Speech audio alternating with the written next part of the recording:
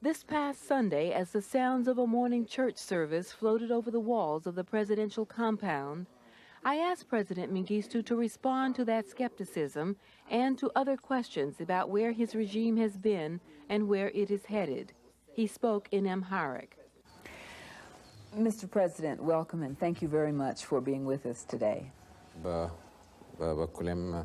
May I say how happy I am to have had this opportunity of meeting you here this morning.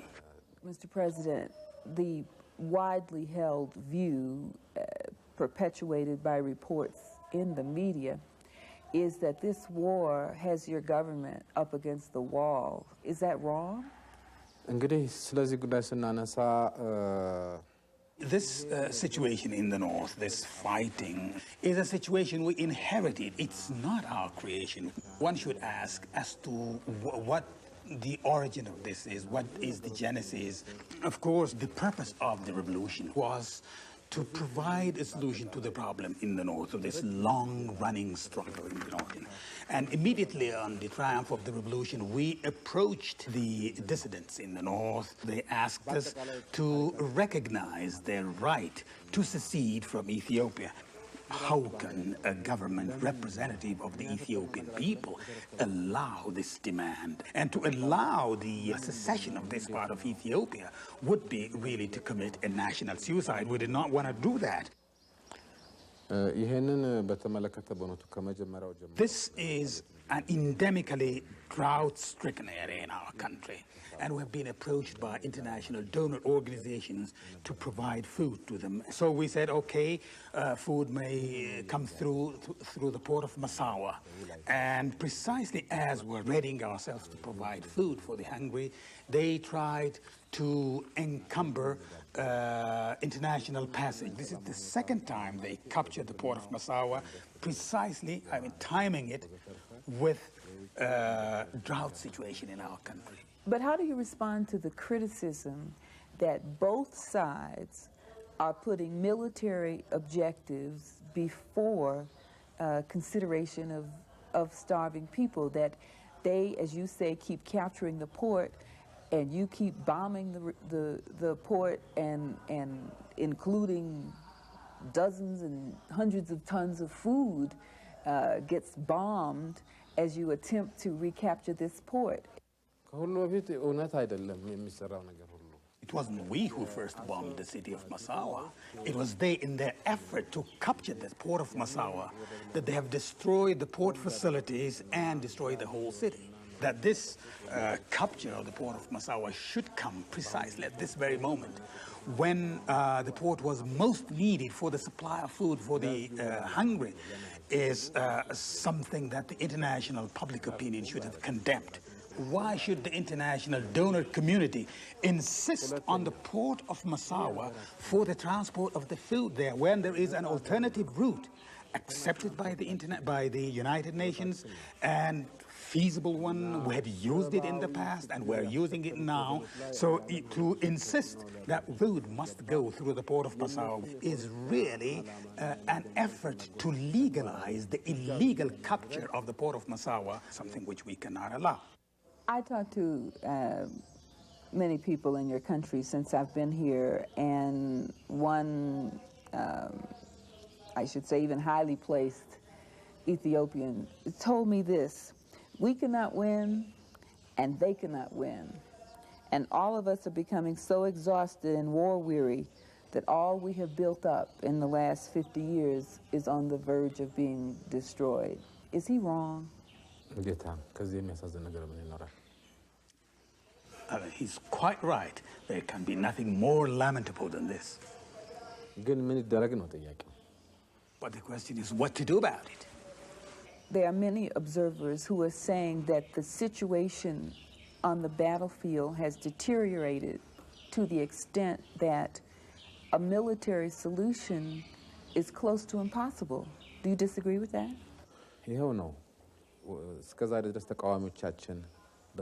Our option had never been military, and we firmly believe that the solution lies in a peaceful dialogue in the problem in the north. So our opponents never thought that would be forthcoming. The most anomalous thing in this, that they have begun to harden their position to become more intransigent. The talks started only at the initial stage. I mean, only the preliminaries. The talks got stalled now because they didn't want to continue. So you're saying there are no new elements now in the equation? So there's a new element, and because of their intransigence and inflexibility. The overwhelming impression is of a country that is impoverished, people who are starving, and political forces that don't really care. How do you counter that image? Does that worry you? The perception the world has of Ethiopia is not really the real perception it ought to have, given the mass media and the communication facility. In the first place, let me say we're not fighting only with these people who are directly opposing us. With all the sophisticated weapons and with all the medicines and whatever it needs, where does it get it from? Definitely it must be from forces, strong forces behind it that are providing it. And we're fighting against these forces.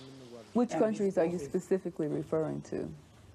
Well, some of these countries have even, far-reaching plans to destabilize some African countries. And it is some Arab countries of the region. Of course, it's not all of them. I mean, some of these Arab countries. Libya. For example, Libya is spearheading this, and others. Some of them are providing arms, and the others are providing funds, and so they are involved in this hostile act in one way or another. But in that connection, there's a whole new concern arising with the Soviets pulling out of Ethiopia and ending its support to you. There are reports that Israel is now stepping in to fill that breach, and that because Israel is stepping in to fill the breach in your country, the Arabs are responding to appeals from the opposition forces. This allegation is entirely baseless. There is no truth in that we're trying to replace the Soviet Union with Israel, and that we have entered into a military pact with Israel. There's absolutely no ground for that. Your recent dramatic announcement of a new economic reform program which moved away from Marxism came as a surprise to many people. What was the objective of the socialist revolution in the first place, and what went wrong? Ethiopia has been basically a mixed economy. And to give you a figure, 70% of the Ethiopian economy is privately owned, and 30% of that is owned jointly by the government, by the state and cooperative sectors. On the whole, agriculture in our country can be said to be really very primitive. So we thought that it's only by meeting some prerequisites that we can introduce a degree of modern agriculture in the country. That is, first of all, to settle the people, to regroup peasants in a specific area so that we could get all things very easy, get things through to them very easily. It was a non-ideological approach to introduce modern agriculture and modern technology rapidly in the rural area. Of late, we have discovered and that this did not help productivity. But specifically, what are you planning to do? People are waiting for, what is the next step? Because they, as I said, remain skeptical that you have announced reforms, but that the specifics of exactly how you plan to implement that are still the source of some confusion. እንግዲህ በባህሪው ራሱ ዴሞክራሲያዊ ነው ብያለሁ። Quite honestly, in the past there was nothing we did to promote the private sector, but now we've come out in grand style to provide all types of assistance that the private sector would wish to have in order to develop agriculture and legal protection and so on. And then as far as the cooperatives, I mean, this law would provide that if the peasant farmers would like to continue as cooperative, they may do so. And if they don't, I mean, the law would provide that they can disband themselves and set up as private peasant farmers. How would you rewrite this chapter of Ethiopian history? I mean, a chapter which often refers to you as the cruel dictator, Mengistu, a man who refuses to allow political expression, who's, brutally suppressed dissent, and who is indifferent to human life. How would you rewrite that chapter? ጉዳዩን ለመጀመር A man of the type that is made of, of this image in the first place would not be qualified to come to power in Ethiopia. I mean, my personality, my nature is judged by the Ethiopian people. What is paramount for me, as it is for the Ethiopian people, is the unity of the country, the sovereignty of the country. And I'm not ready to compromise on that. So I personally do not want to see anything, die, to kill anything, not even an insect. I really do not want to step on that. But the truth is that I am not ready to compromise on the supreme interest of the Ethiopian people. How soon do you plan to put your government before the people? Do you plan as you proceed with economic reform to open up your system so that the people can vote? The armed forces elected me to come and assume power, to take over power, precisely at the moment when the country was plunged in the deepest of anarchy. It was a time when the country was encircled by enemy forces. So its days of disintegration were numbered. So I was elected to take over power at my absence. መተን ስናበቃ የህዝብ ሀሳብ ነው የጠየቅነው ምን ደረግ ይፈልጋል To start off with, we did not set up a military junta, but what we did was, as soon as we came, just to go to the people and find out what they want and to give us a mandate and what they want us to do.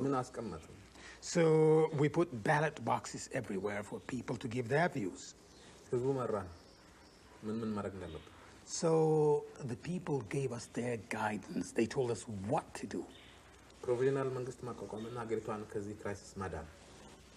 So on the basis of this guidance given us by the people, we had to set up a provisional military government and save the country from the danger which was hovering over it at the moment. So do you envision any time in the foreseeable future that there will be opposition parties able to contest, everyone participating in a process like that? What any genuine Ethiopian must realize is that the unity and the social security of the country is paramount. This is one of the most ancient countries in the world, you know that.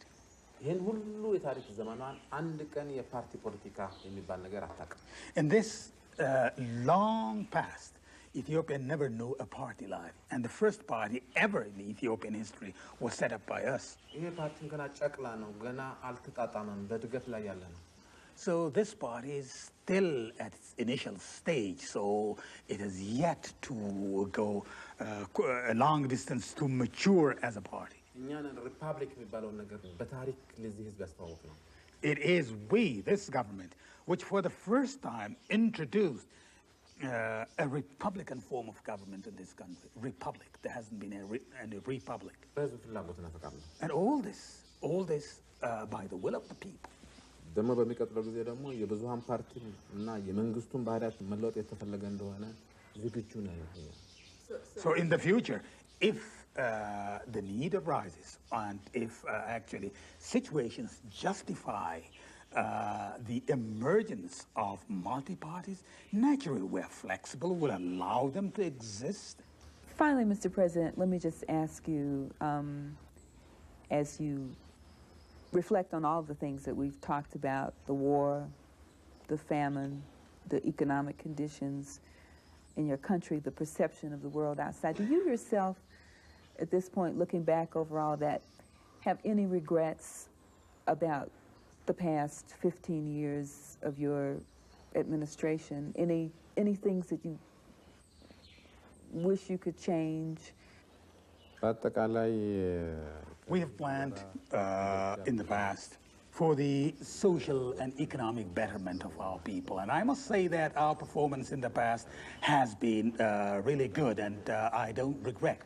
There are no areas in which I say that our performance was poor, so I have no bad conscience at all. የሚያሳዝነኝ ነገር ቢኖር ሰላም ማጣታችን ነው።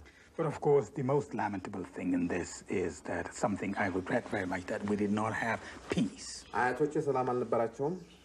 My grandparents did not know peace. አባቴ ሰላምን አያውቅም። My father did not know peace in this country. እኔ ሰላምን አላውቅም። And I don't know peace. ምናልባት ልጄም And who knows, my child or my children also will never experience peace in our, and I'm very sorry about that. Well, Mr. President, thank you very much for being with us. Thank you very much, Charlene, for this interview.